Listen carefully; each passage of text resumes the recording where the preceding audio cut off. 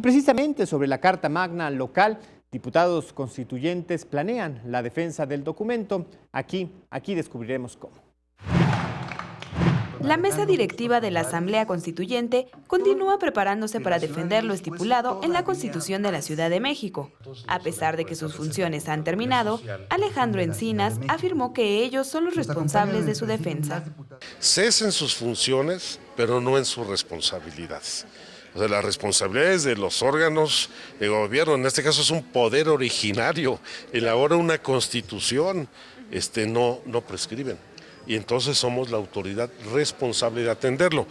Esto en la mesa redonda, alcances y novedades de la Constitución de la Ciudad de México, donde Encinas explicó que por ahora trabajan de manera coordinada con diversos grupos parlamentarios de la Asamblea Constituyente y en conjunto entregarán un documento consensuado ante el máximo tribunal del país en defensa de la Constitución.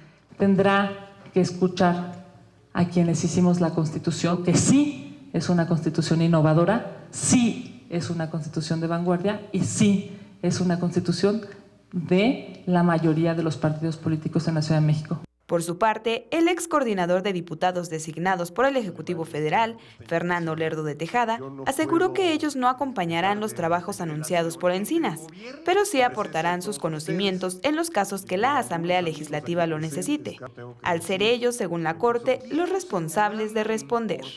Con imágenes de Sergio Villanueva, Iraíz Morquecho, 21 Noticias.